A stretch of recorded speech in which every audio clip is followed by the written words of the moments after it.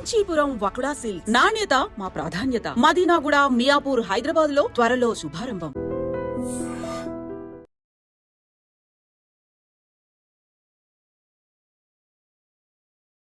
So ఎవరి ఇబ్బందులు వాళ్ళకు ఉండొచ్చు, బట్ అడ్మినిస్ట్రేషన్ మాత్రం పర్ఫెక్ట్ ఉండాల్సిన అవసరం ఉంది. బట్ రేవంత్ రెడ్డికి అనుభవరాహిత్యం కావచ్చు, లేదా కొత్తగా ముఖ్యమంత్రి అయ్యారు కాబట్టి ఇంకా సెట్ కాకపోవచ్చు, లేదా ఆయనకు కొన్ని పర్టికులర్ అంశాల మీదనే ఇంట్రెస్ట్ ఉండొచ్చు వేరువేరు కారణాల వల్ల. బట్ ఒక సమగ్రంగా ఆలోచించే మనస్తత్వం కనబడట్లేదు ఆయన లోపల. ఇప్పుడు ఒకటి చిన్న ఎగ్జాంపుల్ చెప్తాను. లాస్ట్ టైం కూడా వరదలు వచ్చాయి ఖమ్మంలో, టీఆర్ఎస్ గవర్నమెంట్ ఉన్న టైం లాస్ట్ ఇయర్ వచ్చినప్పుడు వరంగల్లో కూడా వచ్చాయి. అలర్ట్ చేశారు, పబ్లిక్ని అలర్ట్ చేశారు, మైకులు పెట్టి ఎవాక్యుయేట్ చేశారు, రిహాబిలిటేషన్ ఏర్పాట్లు చేశారు, తరలించారు. అప్పుడు అంత ప్రమాదం రాకపోయినా కూడా, ఇంత వరదలో ఇంత స్థాయి వరద రాకపోయినా కూడా ముందే అలర్ట్ అయ్యి షిఫ్ట్ చేశారు. అంతకంటే ఎక్కువ ప్రమాద పరిస్థితి వచ్చినా కూడా అర్ధరాత్రి ఇళ్లలో నీళ్ళు వచ్చేదాకా తెలియని పరిస్థితి ఎందుకు వచ్చింది? మున్నేరు వాగు అక్కడేం పుట్టదు కదా, ఎక్కడి నుంచో వస్తుంది. ఇప్పుడు ఆకేరు వాగు వచ్చిన తర్వాత మున్నేరులో కలుస్తుంది. ఈ ఆకేరు వరంగల్, నల్గొండ బౌండరీస్లో పుడుతుంది. ఇది ఆడ ఆలేరు వాగు కానీ ఆకేరు వాగు కానీ ధర్మసారం చెరువు నుంచి ఆడ రిడ్జ్ ఉంటుంది కృష్ణాకు గోదావరికి.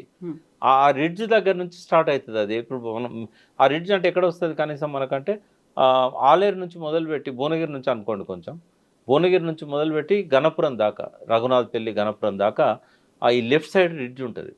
ఆ రిడ్జ్ నుంచి చిన్నగా ఒక్కొక్క వర్షపు చిన్నకాడ పడి వాగుళ్ళల్లో పడి, చిన్న చిన్న వాగుల నుంచి పెద్ద వాగుల్లో పడి ఈ ఆలేరు వాగు, ఆకేరు వాగు, ఈ బొమ్మల రామారం వాగు మూసీలకు వెళ్ళిపోతాయి. మూసీకి కింద వచ్చిన ఏంటంటే ఈ ఆకేరు వాగులో మనకు దేవరూపుల, కడివెండి, తుంగతుర్తి ఈ ప్రాంతంలో పడ్డ వర్షం అంతా కూడా అది ఆకేరు వాగులో కలిసి మున్నేరులో కలుస్తుంది. కలిసి అప్పుడు ఖమ్మంలో ఆ ప్రమాదానికి కారణమవుతుంది. అంటే ఇప్పుడు కనీసము ఈ ఆకేరు వాగులో తెలంగాణ, నల్గొండ, వరంగల్ జిల్లాలో కురిసిన వర్షం ఏదైతుందో, ఇప్పుడు సూర్యాపేట జిల్లా కావచ్చు, జనగాం జిల్లా కావచ్చు, ఈ ప్రాంతంలో పడ్డ వర్షము ఖమ్మం పోవడానికి కనీసం ఒక రోజు పడుతుంది. మరి ఎందుకు అలర్ట్ కావట్లేదు? వాతావరణ శాఖ హెచ్చరికలు చేసినా కూడా కలెక్టర్స్ ఎందుకు ఆ డాటా తీసుకోవట్లేదు? ఎక్కడ ఎంత వర్షం పడ్డది, దీని ఎఫెక్ట్ ఎక్కడ ఉంటుంది, ఇవన్నీ ఆలోచించాలి కదా. ఆ వ్యవస్థ మొత్తం కుప్పకూలిపోయింది. లేకుంటే ఖమ్మంలో ఈ ప్రమాదాలు ఎంతమంది ఎందుకు చనిపోతారు? అసలు ఆస్తులు అంటే ధ్వంసం కావచ్చు, కానీ మనుషులు ఎట్లా చచ్చిపోతారు? అంటే అలర్ట్ చేయడంలో ప్రభుత్వ వైఫల్యం ఉంది. అయితే ఇది ఒప్పుకోక ఇష్టం వచ్చినట్టుగా వ్యవహరిస్తున్నారు, అసహనానికి గురవుతున్నారు, ఏదనంటే తట్టుకోలేని పరిస్థితి ఉన్నది. First time Harish Rao office మీద దాడి చేశారు, ఎందుకంటే ఆయన అగ్రెసివ్గా మీడియాలో కనబడుతున్నాడు. ఇవాళ ఏదైనా ఇన్సిడెంట్ జరిగిందంటే అక్కడికి వెళ్ళిపోతున్నాడు. ఆయనను ఎట్లా ఆపాలి? దానికోసం ఆయన ఆఫీస్ మీద దాడి, ఆయన కారు మీద దాడి చేయాల్సిన అవసరం ఏంది? ఖమ్మంలో బాధితులకు సహాయం చేయడానికి పోయారు, కిట్స్ పంపిణీ చేయడానికి పోయారు.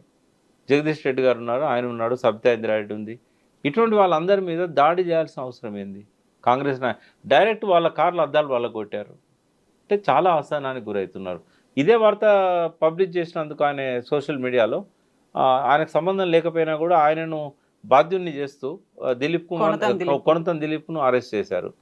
ఎంత దారుణం అంటే, ఆయనను నిన్న ప్రవీణ్ కుమార్ గారు అడిగి పోయి, మాజీ ఐపీఎస్, పక్కనే జగదీష్ రెడ్డి ఉన్నాడు, అసలు ఏ కారణంతోనే అరెస్ట్ చేశారు?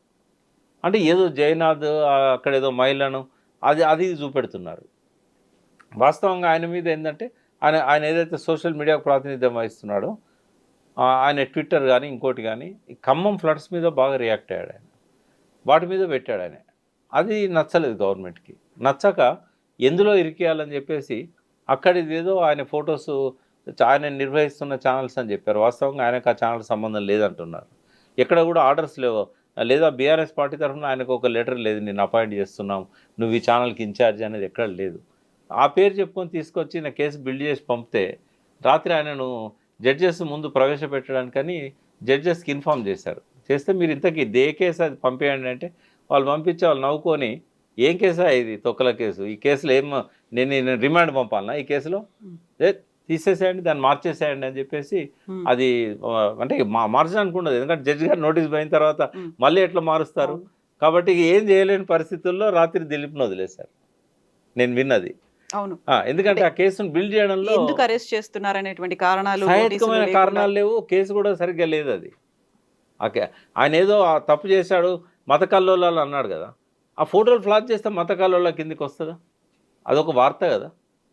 వార్తను ఇప్పుడు సయ్యద్ హుస్సేన్ అనే అతను మంజుల అనే అమ్మాయి మీద అత్యాచారం చేశాడంటే మత కల్లోలు అవుతుంది అది. అది ఒక ఇన్సిడెంట్, అది outrages of modesty of the women అని ఆర్టికల్ 353 కింద ఉండేది ఐపీసీ కింద. దాన్ని 354 కింద ఉండే. దాన్ని మత కల్లోలు అంటాం మనం. ఒక జార్జ్ అనే అతను ఒక కమల అనే అమ్మాయి మీద అత్యాచారం చేస్తే అది అది క్రిస్టియన్ అండ్ హిందూ మత కల్లోలం అవుతుందా? కాదు కదా. కాబట్టి ఈ కేసులో ఏం లేదు, అవసరం లేదు తీసుకోవచ్చు రాత్రి అని చెప్పి వాళ్ళు 10:30కు రిజెక్ట్ చేశారు. ఒక జడ్జిని అడిగితే అదే అన్నాడు, రెండో జడ్జిని అడిగితే కూడా అదే. ఇంకా లాభం లేదనుకొని ఏం చేయలేని పరిస్థితుల్లో ఆయన వదిలిపెట్టారు. అర్ధరాత్రి అంటే అవసరమా? నిజంగానే కేసులు పెట్టాల్సిన చాలా కేసులు పెండింగ్ ఉన్నాయి. నిజంగా అత్యాచారాలు చేసిన వాళ్ళ మీద కేసులు లేకుంటున్నాయి.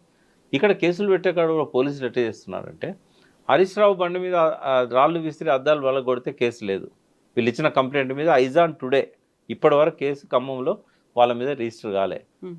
కానీ వీళ్ళ మీద కేసు బుక్ అయింది. ఏంటంటే వీళ్ళ కాలనీలో పోయి కాంగ్రెస్ వాళ్ళని రెచ్చగొట్టి వాళ్ళ మీద దాడి చేయడానికి పోయిందని చెప్పి వీళ్ళ మీద కేసు బుక్ చేశారు. ఇంత నగ్నంగా ఎక్స్పోజ్ అవుతాడా రేవంత్ రెడ్డి? అవసరమా? ఇంత ఘోరంగా పోలీస్ వ్యవస్థను తమ చెప్పు చేతుల్లో తీసుకొని దుర్వినియోగం చేయాల్సినంత అవసరం ఉన్నదా? సో ఈయన కూడా ఒక ట్రాక్లో అందరిలాగానే పోతున్నాడు. మేము ఎక్స్పెక్ట్ చేసినాం ఒక యువకుడు మంచి ఉద్దేశాలతో ముఖ్యమంత్రి అయ్యాడు, ఎవరికి రాని ఒక అదృష్టం ఆయనకు వచ్చింది, సరిగ్గా పరిపాలిస్తాడని అనుకున్నాం. కానీ చాలా అధ్వాన్నంగా ఉన్నది ఈయన పరిపాలన. కనీసం ఇప్పటికైనా రియలైజ్ అయితే మంచిది. ముందు తనని తను సర్దుకోలేని పరిస్థితుల్లో ఈ అసహనానికి గురై ఇటువంటి తప్పులన్నీ చేస్తున్నాడని అనిపిస్తున్నది. ఒక మంచి థింక్ ట్యాంక్ని వెనకాల పెట్టుకున్నట్టయితే ఈ పొరపాటు జరగవు. ఆయన ఆ పని చేయట్లేదు. ఆయన మాట్లాడే మాటల్లో కూడా ఇప్పటికీ ఏ రకమైన మార్పు రాలేదు. ఇప్పుడు మావో అనే నాయకుడు గొప్ప నాయకుడు ప్రపంచంలో. మావో చైనాలో రెవల్యూషన్ తీసుకొచ్చాడు. దానికి ఒక 18 సంవత్సరాలు తిరుగులేని నాయకుడు ఉన్నాడు. ఆయనకి ఇంగ్లీష్ రాదు. ఆయన ఏ విదేశాన్ని పోలే, ఒక్కసారి జీవితకాలంలో రష్యాకు పోయొచ్చాడు. కానీ ఇవాళకి ప్రపంచం అంతా ఆయనను గొప్ప నాయకులలో ఒక్కనిగా గుర్తిస్తుంది. ఇంగ్లీష్ రానంత మాత్రాన ఇంగ్లీష్లో మాట్లాడే ప్రయత్నం ఎందుకు చేయాలి? అపఖ్యాతి ఎందుకు తెచ్చుకోవాలి? ఇంటెన్షన్స్ మంచిగా ఉన్నప్పుడు నీ మాతృభాషలో నువ్వు ఎక్స్ప్రెస్ చేయి. నేను మీ ద్వారా కూడా రేవంత్ రెడ్డి గారు చెప్తున్నా, తెచ్చిపెట్టుకున్న అరువు భాష మనకు అవసరం లేదు. అమ్మ భాషలో మాట్లాడు. అమ్మ భాషలో మాట్లాడితే హృదయం అనేది 10 మందికి నీ లోపల ఉన్న తపనను క్యారీ చేస్తుంది. ఈ తెచ్చిపెట్టుకున్న ఇంగ్లీష్ పదాలు నీకెందుకు? ఒకళ్ళు ఇంగ్లీష్లో మాట్లాడాల్సి వస్తే పక్కన శ్రీధర్బాబు ఉన్నాడు కదా, ఆయనతో మాట్లాడి స్వచ్ఛమైన తెలుగులో మాట్లాడు. కావాలంటే అందరి చెవులకు ఇంగ్లీష్ ట్రాన్స్లేషన్ ఇవి పెట్టు.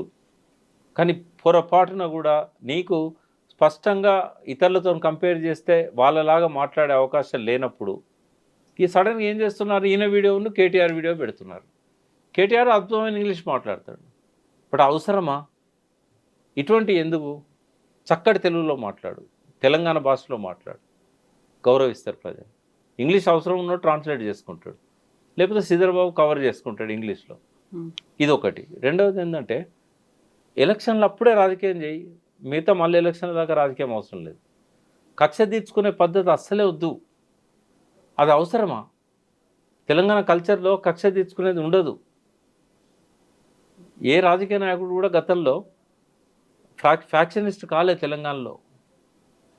ఈ చిన్న చిన్న పోలీస్ కేసులు పెట్టించి ఎందుకు బదనాం కావాలి? ఒకవేళ రాళ్ళు రువిన వాళ్ళ మీద కేసు పెడితే అది నీకు ఆపాదించారు ఎవరు? వాళ్ళు తప్పు చేశారు, వాళ్ళు శిక్షారులే. కాంగ్రెస్ వాళ్ళైనా కూడా రేవంత్ రెడ్డి క్షమించలేదంటే నీ ఎంతో పెరుగుతుంది నీ విలువ. కాబట్టి ఇటువంటివి వద్దు.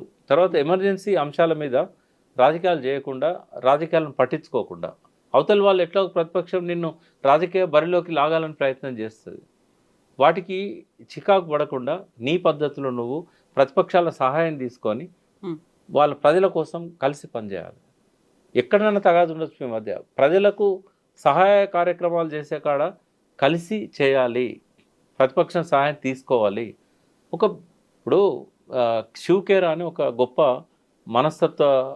మానసిక వికాసవేత్త ఉన్నాడు, గొప్ప రచయిత.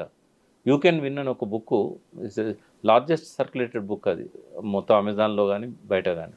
అందులో ఆయన ఒక కొటేషన్ చాలా ఫేమస్ ఉంది, విజేతలు భిన్నమైన పనులు చేయరు, భిన్నంగా చేస్తారు. నువ్వు నిజంగానే విజేతగా ఉండదలుచుకుంటే, ఇంకో 10 ఏళ్ళు ముఖ్యమంత్రిగా ఉండదలుచుకుంటే, ఇతర రాజకీయ నాయకుల్లాగా ఆ కుర్చీద బుద్ధి అనేది వద్దు, ఒక డిఫరెంట్గా చేయి. నువ్వు ఇంతకుముందు ఉన్న వాళ్ళు ఎవరు ప్రతిపక్షాల సహాయం తీసుకొని చేయని పనులన్నీ కూడా నువ్వు ప్రతిపక్షాల సహాయంతో చేయి. నువ్వు అవునన్నా కాదన్నా నీ పనుల వల్ల కేసీఆర్కు కొండంత బలాన్ని ఇస్తున్నావు, 1000 ఏనుగుల బలంతో మళ్ళీ తిరిగి రావడానికి రాచబాట వేస్తున్నావు. అది అర్థం కావడం లేదా? కాబట్టి రేవంత్ రెడ్డి తనను తను ముందు సరి చేసుకోవాలి, తన పరిస్థితిని స్ట్రెంథన్ చేసుకోవాలి, మంత్రులను కలుపుకొని ప్రతి దాని మీద ఒక కలెక్టివ్ డిసిషన్ తీసుకోవాలి, ఎవరి బాధ్యతలు వాళ్ళకి అప్పచెప్పాలి. కేసీఆర్ గారు అంతా తను ఒక్కడే చూసేవాడు, బట్ వ్యవస్థ అనే కంట్రోల్ ఉండేది. ఇప్పుడు ఏ మంత్రికి ఆ మంత్రికి ఫ్రీడమ్ ఇచ్చినా బాగుంది, కానీ వ్యవస్థ కంట్రోల్లో లేకుండా పోయింది. ఈ లోపానికి కారణం ఏంటి తెలుసుకోవాలి. నీకు తెలియని విషయాలను అర్థం చేసుకోవడానికి ఒక థింక్ ట్యాంక్ పెట్టుకోవాలి. కొన్ని తెలియకుండా జరిగే పనులు తెలియకుండానే చేయి, తెలిసే జరిగే పనులు తెలిసి చేయి, నోరు బారేసుకోవద్దు. ఇవన్నీ ఆయన కనుక చేసినట్టయితే ప్రజలు బాగుంటారు, తెలంగాణ బాగుంటుంది, ఇంకొక స్థిరమైన ప్రభుత్వం. హైదరాబాద్లో ఒక పెద్ద నష్టం ఏం జరిగిందమ్మా, అసలే రెవెన్యూ లేదు మనకు. ఈ హైడ్రా వల్ల ఇవాళ ఎవరైనా కొందామంటే కొనలేని పరిస్థితి ఏర్పడ్డది. రిజిస్ట్రేషన్లు ఆగిపోయినాయి. లాస్ట్ 2 monthsలో రిజిస్ట్రేషన్ దాదాపు 40% పడిపోయింది రెవెన్యూ. మీరు ఎంక్వైరీ చేయించండి. ఈ నెలలో అయితే 60-70% పడిపోతుంది. ఎందుకంటే అడ్డగోలుగా నోటీసులు ఇస్తున్నారు అపార్ట్మెంట్స్లలో ఉన్న వాళ్ళకు. ఇటు తర్వాత ప్రచారం ఎక్కువవుతున్నది. ఈ ప్రచారం వల్ల కొనేటోళ్ళు కూడా ముందుకు వస్తలేరు. ఇప్పుడు ఫారిన్ ఇన్వెస్ట్మెంట్స్ ఎట్లా వస్తాయి? నిన్న ఏఐ ద్వారా నిన్న పెద్ద మెసేజ్ ఇచ్చినావు, మరి వాళ్ళు వచ్చి ఇక్కడ కొనాలంటే ఇటువంటి భయానక పరిస్థితుల్లో ఇంకోటి అసలే హైదరాబాద్ భూములన్నీ డిస్ప్యూటెడ్ భూములు, ముస్లింల భూములు, రికార్డులు లేవు సరిగా. ఉర్దూ రాని వాళ్ళంతా రికార్డులను తారుమారు చేశారు. విలేజ్లు కొత్తగా సృష్టించారు. రాయదుర్గం అనేది బై నంబర్ వేసి మొత్తం భూములకు 2వ విలేజ్ 2 భార్యల పేరు మీద రాసుకున్నాడు అప్పటి పట్వారిని పని చేశారు, కానీ రికార్డ్స్ను సరి చేయలేదు. 100 రిజిస్ట్రేషన్లు అయినాయి. 66/1, 66/2, 66/3. ఈ సర్వే నెంబర్లు అన్నీ కూడా అది ఆయన 2 భార్యల పేరు మీద సృష్టించిన రికార్డు, గవర్నమెంట్ రికార్డును తారుమారు చేసి